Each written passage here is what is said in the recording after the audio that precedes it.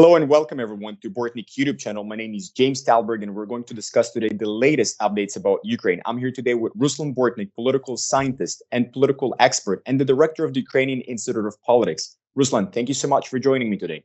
And thank you so much for inviting me today, James. And before we start to discuss a very serious topics, I want to thank you also our viewers for our last video, especially for new subscribers, for a huge amount of very good comments. Thank you, friends, that you are coming, you are staying with us, and you are standing sometimes very tricky for us questions.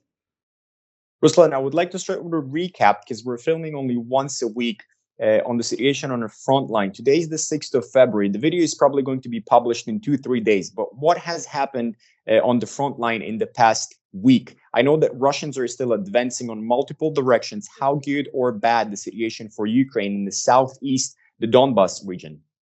Situation is staying with negative development toward Ukraine. I will show you a map. Today we have also a very specific day. We have half a year of starting Ukrainian operation on the Kursk region. Also, we need to discuss. Do you see the map? I can see the map, yeah. Yeah, and if we are analyzing the past week, we can see that the Russian advantage on Ukrainian lands is going on, because now Russia is controlling 112,000 square kilometers and 173 additional square kilometers. And if we will cut it back for 7 days, you will see that for the last 7 days, Russia captured 53 additional square kilometers of Ukrainian lands. Mostly, Russia captured the lands in the neighborhood of Kurakhova city and neighborhood of Pokrovsk agglomeration.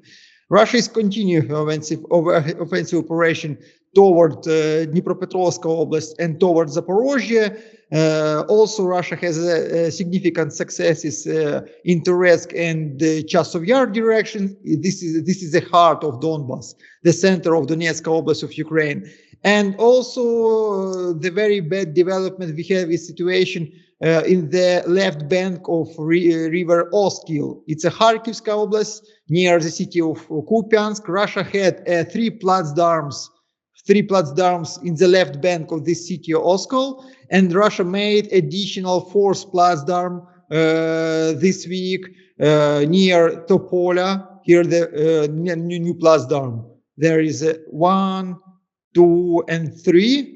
And these placdarms, this Russian presence on the left bank of this river, make the tactical situation in this direction, in the Kharkiv direction, very bad for Ukrainian forces, because Russia now has ability for tactical maneuver in different directions, toward Kharkiv, toward Vovchansk, for example, cutting Ukrainian lands for in this direction to the Russian lands, or to Kharkiv also, or to continue to her advantage to Kupiansk, and even continue her advantage through Izium to Slovensk and Kramatorsk.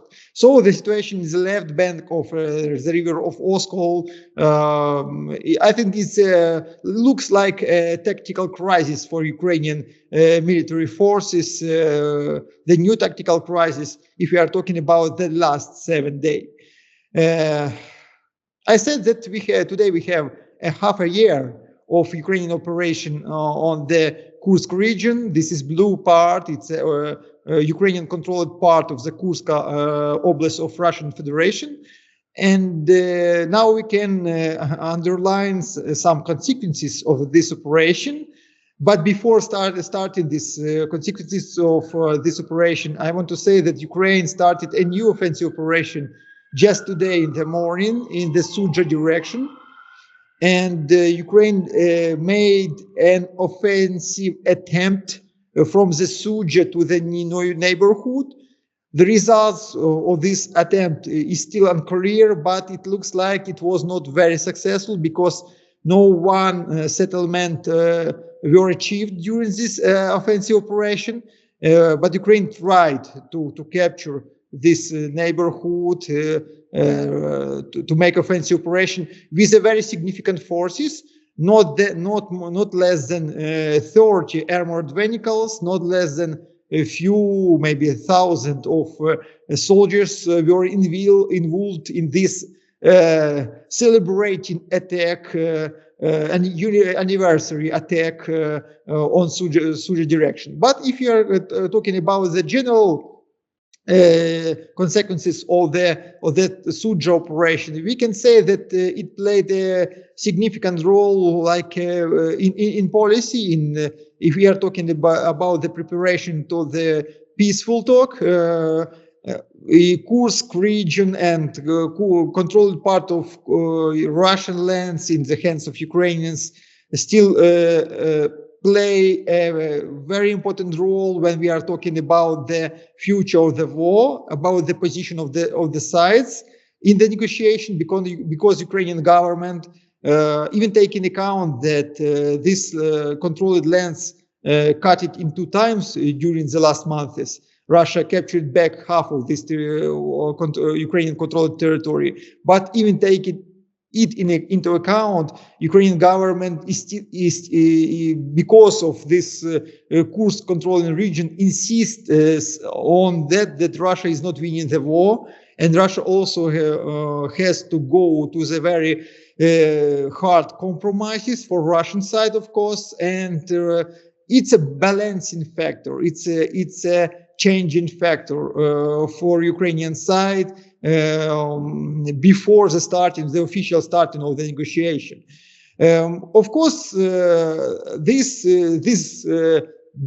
spot on the Russian map also it's a spot of the Russian weakness, because during the half of year Russian forces are not able to withdraw, to kick off Ukrainian forces from the Russian lands, and it shows us the limitation of the Russian power, of the Russian military abilities for nowadays. Of course, we understand that Russia is not concentrated all the forces on that direction. Russia was trying to use that Ukraine sent the best Ukrainian forces to the Kursk direction, and Russia was trying to use it in the Donbas direction. Russia captured a lot of Ukrainian lands in Donbas, also because the best Ukrainian forces was in Kursk direction. But at the same time, if we are talking about the geopolitics, this is a very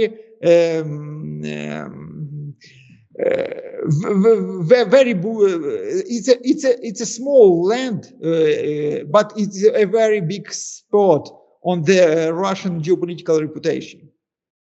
In terms of, you've mentioned that Russia wasn't able to squeeze out Ukrainians out of its land and the Kursk region, and they're limited by their supplies and human resources. We forgot to mention that, but it was hyped about a month ago that North Korean soldiers are going to participate in the liberation fights in the Kursk region. Since then, we haven't heard too much information about what has happened to the North Korean soldiers. I read some articles saying that North Korean soldiers were actually pushed out of the fights, and they have about 4,000 casualties, are either wounded or dead. What do you think is the situation around the North Korean soldiers? Because at the beginning, when we were discussing it, we had multiple perspectives when the North Korean soldiers arrived to gain real life experience. Now they're being pushed out. They have suffered a lot of casualties. What is the situation? Would we see the North Korean soldiers back at the front line in the Kursk region? North Korea will supply more human resources, or that, how can we say it, perspective or trajectory of using foreign soldiers have failed, and we're not going to see them anymore? This situation is also strange, and we need to make a detailed explanation on it, because even from Ukrainian side, we hear a very different statements. For example, President of Ukraine said that Ukraine broke the North Korean troops on the Kursk direction, and now they are taken off from the battlefield. They lost near the 4,000 people from 12,000, which was in Ukraine in the Kursk direction. But at the same time, and there is no North Korean troops and soldiers anymore. But at the same time, the head of Ukrainians main investigation service, main intelligence service, Mr. Budanov said that, of course, North Korean troops suffered significant losses, but they are still in the front line, and they are still taking part in the fights in the Kurd direction. So even in Ukrainian side, there is no common statement, common explanation. I was talking with some soldiers and officers who are taking part in Ukrainian operation in Kursk direction, and they said that it looks like the North Koreans are still there, but maybe they have a small tactical rest after the time of very active offensive operation. And North Korean troops was partially successful in it because they captured some lands, and so North Korean soldiers very good prepared. They are not very good educated. They are not very good informed about the modern methods of the war crafting. But at the same time, very good prepared. They are very brave. They are very insistent in their positions, and they made a lot of problems for Ukrainian forces. I think maybe we have just cycles of preparation, participation, evacuation. Preparation, participation, evacuation. And I think the first part of North Korean troops went through these cycles, and maybe we will see in the front line in the nearest future the second or the third part, because there is no any evidence about the withdrawal of North Korean headquarters, North Korean generals from Russian territories. But of course, if you are talking about the ordinary troops, about the low-level soldiers and officers, of course they could be changed during the time, because North Korea is going on to prepare as much as possible or soldiers and officers for modern war. So there is not a straight answer, but I can say, and I call to Don say that North Korean were broken in Ukrainian lands, and they were just escaping from Ukrainian lands with a scary. It's not so. It's not so at all. And each war is going on, and I see, unfortunately, we will see North Koreans in Ukrainian lands again. Moreover, we have a problem now. We have a huge problem with the North Korean short distance rockets, which Russia uses a lot. Only for the last month, Russia used not less than 20 short distance North Korean rockets, KN-23, and another models. It's like Russian rockets, but they have more explosion. They are not so size, but they have a lot of explosion, and they are making a huge damage for Ukrainian cities and militaries. Just now, this is a big problem that North Korean shells, North Korean rockets, North Korean equipment is a very important part of this war. Ruslan, we have talked in the past videos a lot about the challenges that Ukraine is facing and how hard it is for Ukraine to continue fighting without a lot of, not just a lot, but also systematic help from Western allies. I want to also touch base the challenges that Russia is facing. I've heard and I've read a lot of articles lately that Russian economy suffers.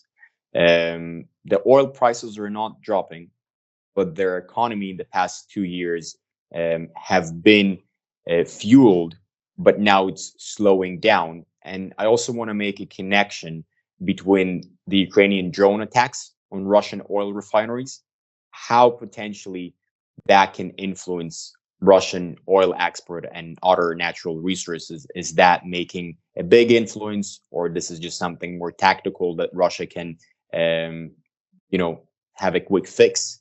What is the situation over the Russian economy and those drone attacks? How influential they are?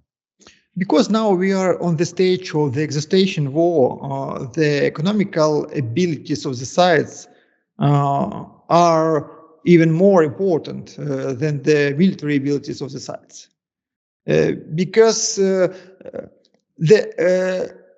technical level of this war, which is combining the First, Second World War and the future wars, if you are talking about the drones, intelligence systems, and so on, this technical level doesn't let any of the sides make a deep movement inside of the territories to capture a huge lands by very fast. Only walking, slowly going advantage operations are able for the sides. So the economy is extremely important, because I'm sure that this war, if this war will be ended by the capitulation of one of the sides, the real reason of that capitulation will be economic crisis of the side. So you are raising a very important question. If we are talking about the Russian abilities for export energy, especially oil, and Ukrainian strikes, it's a Ukrainian strategy to broke Russian ability to continue the war because of lack of money, because of lack of the international trade. But for nowadays, it looks like Ukrainian strikes on Russian refineries and so on are very effective from the political, from the economical side, but they are not so effective to broke Russian ability to export the oil and so on. And the level of the Russian export or energy export is not going down. It's easy to check. More dangerous for Russian, it's Western sanctions, especially the last Western sanctions, United States and European sanctions on the hidden fleet, or the Russian hidden fleet. This hidden fleet with 200 ships, just imagine 200 ships, and sanctions against them made a significant influence to the Russian abilities. We're talking about tankers that export. To sell this oil.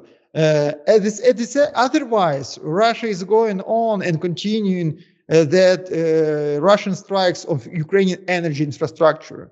And last month, the main target of Russian strikes was Ukrainian gas transporting system. It leads to the situation in Ukraine that we have a gas, we have ability to drill this gas in Ukrainian lands, but we have no enough ability to transfer this gas to our consumers. So Ukraine, in previous estimation, Ukrainian government said that we have enough gas to go through the winter. But now Ukrainian government, Ministry of Energy of Ukraine, Lushenko said we don't have enough gas. And we need to buy some gas abroad because Russia broke our transit system. The supply system. Yeah.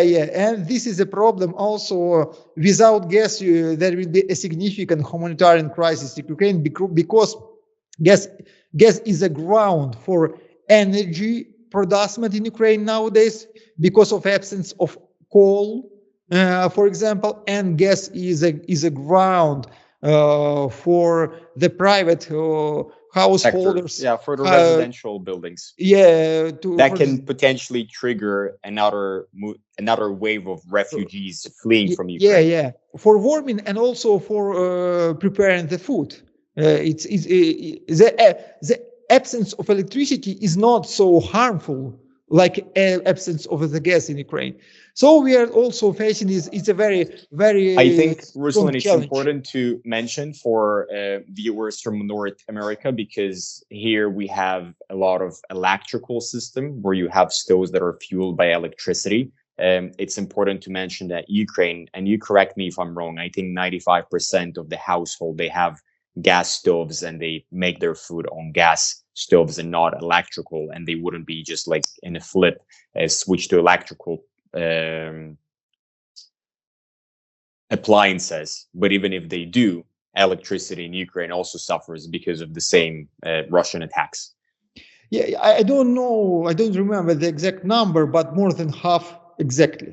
More than half exactly. And the Russia is the Ukrainian strikes for the Russian energy infrastructure has its own price of Russian strikes to Ukrainian infrastructure, energy infrastructure, and this is a zero result game in this situation. If you are talking about the general estimation of a Russian economy, of course, the Russian economy, I think, get the top of its own ability of nowadays system of development. I'm saying about the huge state-owned invention and money for the Russian economy. It's reached the top of ability, but Russian. So they're at the peak, and you think they're going to start slowing down? No, but it means no. I don't know. I don't know. We have very honest, fair podcast. I don't know, because it means that Russia needs to rebuild its own economy, maybe to develop more military-industrial complex, or to find another instruments.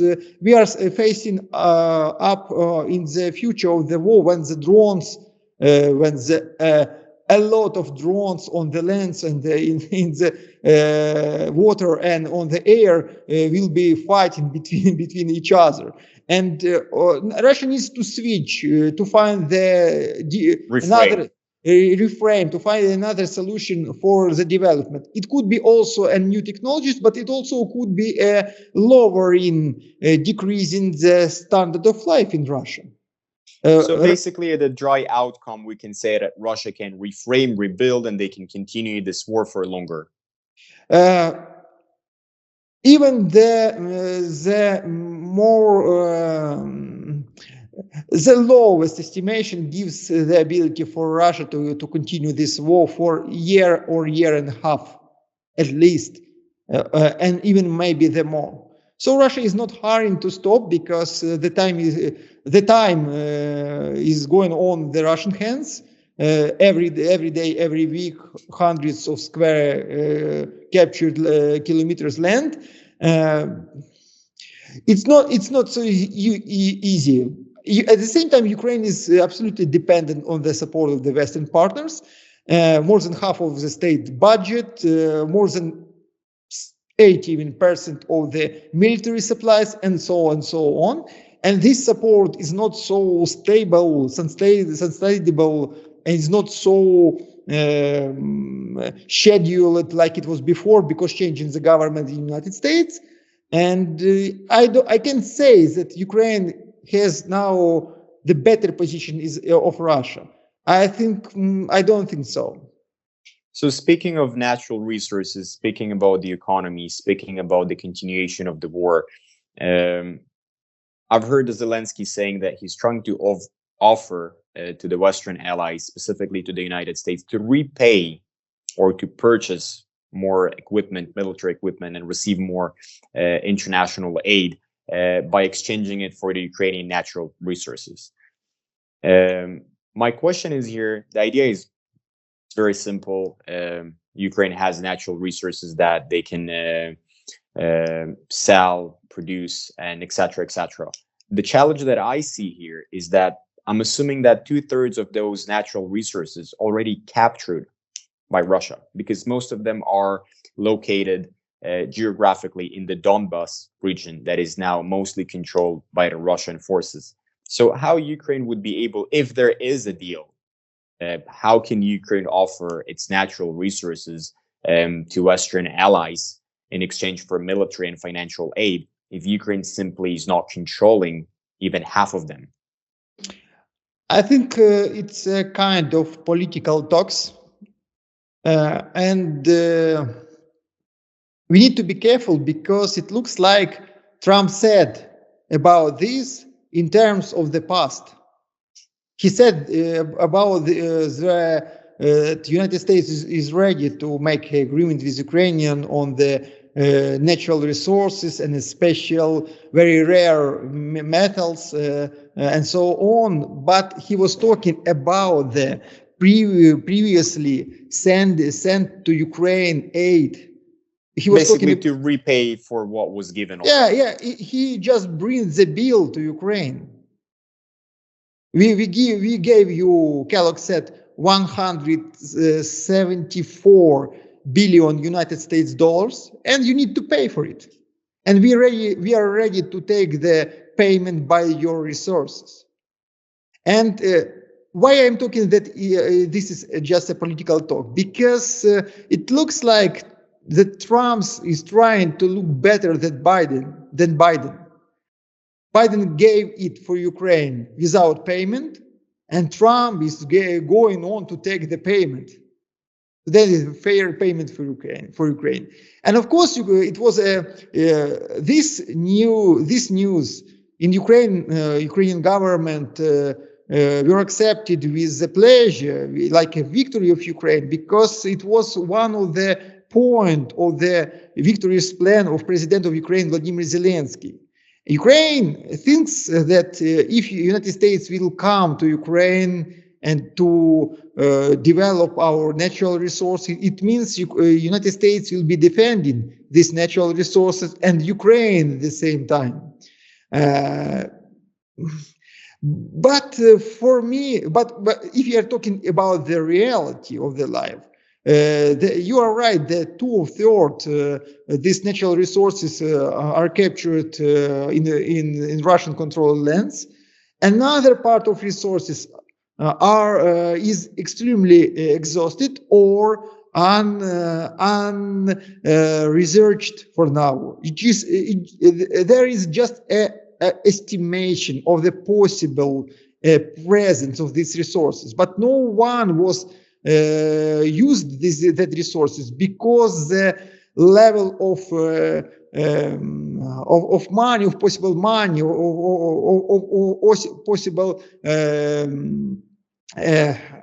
earnings from these resources is very low, because Ukraine is not very rich for the rare metals, natural resources, and so on. And Ukraine was a part of all European modernization during the Soviet time, and Ukrainian resources extremely exhausted. If you are talking about the special metals, iron, and so on, there are much more better natural resources for these materials in Latin America or Africa and so on.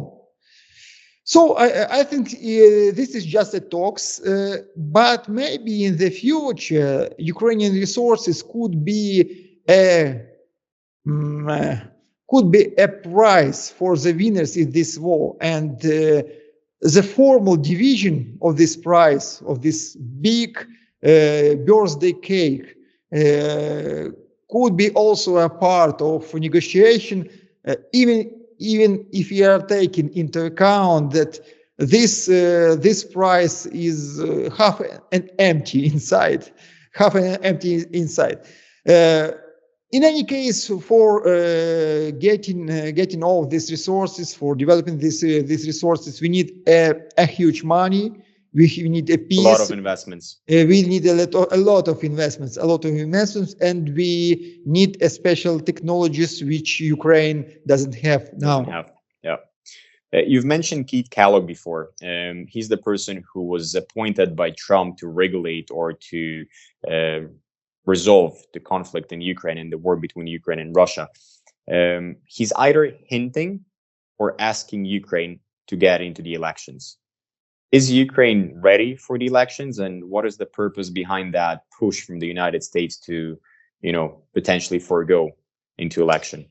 This is also one more strange situation. A few days ago, Kit Kellogg said that Ukraine could go to election because many countries during the war made such an election. It's not a problem.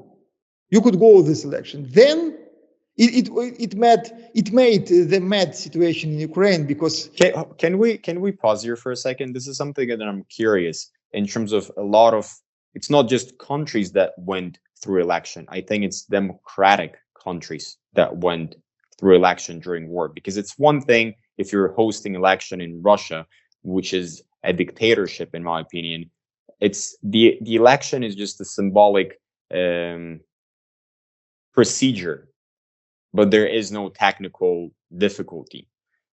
Also, Russians, when they've had their election, the war is not happening on their land. They're fighting, and the war is on the Ukrainian land. So even if they were democratic, and even if they had to have a democratic election, they haven't had a technical challenge to do so, because they don't have millions of refugees outside of their country. They don't have a lot of their villages, cities, and towns under shells, and a lot of just the mass in terms of just for regular people to go and vote. But in terms of democratic countries, as they've mentioned, as Keith Kellogg mentioned, that it's not a problem. A country can host an election, and democratic countries have hosted elections during the wartime in the past. Which countries he's referring to? Because during the World War II, I don't think Britain hosted election, but they had the time, right? So which countries he's referring to when he's saying that they've hosted election during, major war? I think he was talking about the United States, of course. Yeah, but they haven't had a war on their land. Yes, but they took part in the First and Second World War. Sure, same as Russia is fighting right now in Ukraine, but they don't have destruction. And German ships were near the coast of the United States and made a lot of damage there. But also Great Britain made that election, and I think we had such examples. But making election during the war can change the course of the country. We saw it during the Vietnam's war in the United States. You remember? The change of the president led to the change of the course, at least. But I want to say about a strange thing. Kit Kellogg said few days you can go to election. There is examples in history. Okay. That made a scary Ukrainian government, and that make a sometimes very brave Ukrainian opposition. But just today, Kit Kellogg said, no. Yes, of course, it could be very good to make an election, but elections in Ukraine will be after the stopping of the martial law, after the ending of the war. First they need to stabilize the front line and then host election. He changed its own position during the last 3 days. It looks like, but between these 3 days, we had a statement of President of Ukraine, which said, I'm ready for negotiation. I'm ready even to talk with Putin, to sit, if it's very necessary, if it is extremely necessary, I'm ready to sit down around the table with Putin. And it looks like somebody in Washington heard this statement. And it looks like the topic of election was only the instrument of influence on the Ukrainian president, who was resisted any negotiation topics in previous time. So just to make a line here, the Ukrainian government, they were very precise in their position that we're not going for negotiations with Russians. We're not going. Zelensky said that he's not going to negotiate with Putin. They even have passed a law that they can legally are not capable to have negotiations with Russia, which later Zelensky said that, yeah, that's for everybody else, but not for me. This is weird. I don't think, but you can elaborate on that more. Like, if you have a law, the law also have to influence either you're a president or a member of a parliament. That's a law. Everybody has to obey the law. Otherwise, don't pass that law. So it looks like they had a very strong position when they haven't want to go into negotiations, and basically the United States, you don't want to go for negotiations, then have an election, and whoever's going to win will talk with them about negotiating with Russians. Is that the direction? And basically, they were able to bend the Ukrainian side into a more compromised position? It looks like. This topic with election was only necessary to broke Ukrainian uncompromising position. Yeah. Yeah, but it also shows us that one more shows us, or tens more, hundreds more shows us the absence of the consistency in United States policy, in United States position also.